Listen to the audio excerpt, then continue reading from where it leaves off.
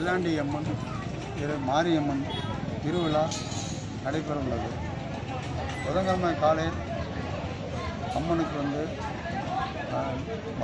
முளைப்பால் எடுத்துதல் sir. ரெண்டாவது அன்னைக்கு அதாவது இரவு கரகாட்ட நிகழ்ச்சி நடப்படும், வான வேடிக்கை நடைபெறும். மாரியம்மன் வீதி உலா வருங்க, கூட்டு வீடு வந்து அப்பயே சப்பாரி செஞ்சு சாமி அதை வச்சு வண்டி எடுத்துகிட்டு வருவோம். அதை பண்ணுவோம் சார். மறுநாள் வியாழக்கிழமை சேத்து மூட்டி எடுக்கிறதுங்க. செல்லாண்டி அம்மனுக்கு சேத்து மூட்டி எடுத்து உடைப்பாருங்க வேண்டுதலைக்கு. மதியானம் பொங்கல், சாயங்காலம் 3 மணியிலிருந்து அளவு குத்துதல், வேண்டுதல் அளவு குத்துதல் அந்த நிகழ்ச்சி நடத்துகிறோம். வெள்ளிக்கிழமை காலையில் மாரியம்மன் கோயிலில் பூமதி விழா நடக்கும். விழாலாம் முடிஞ்சோடனே மதியானம் பொங்கல் வைத்தல், பொங்கல் வச்சு அலங்காரம் செய்து சாமி அளவு குத்துதல், மாரியம்மனுக்கு அளவு குத்தி வருதல், பூங்கரகங்கள், அக்னிகரகங்கள் இந்த நிகழ்ச்சி நடத்துவோம். சனிக்கிழமை காலையில் மஞ்சள் நீராட்டு விழா. சாமி ஊருக்குள்ளே வீதி விழா போகும்.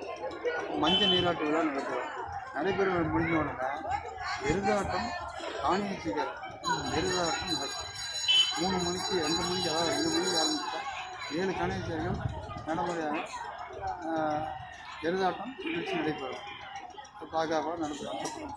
அதிகாரிகள் பாதுகாப்பு கொடுப்பாங்க. அப்போ ஞாயிற்றுக்கிழமை சார் எல்லா ஊருக்காரும் 12 பட்டி ஊருக்கு சம்மந்தப்பட்டது. வைகை பஞ்சாயத்தில் இந்த ஊர் வைகை கிராமத்தில் 12 பட்டி ஊருக்கு இது வண்டி வேடிக்கை நடைபெறும். புதன்கிழமை வான வேடிக்கை சிறப்பாக நடைபெறும். அப்புறம் சார் வேண்டுதல் நிறைய வைப்பாங்க சார். சேர்த்து அடித்தா நிறைய காரியம் நடக்கும். வேண்டுதல் வைக்கணும், அந்த காரியம் ஒரு வருஷத்தில் நிறைவேறிடும்.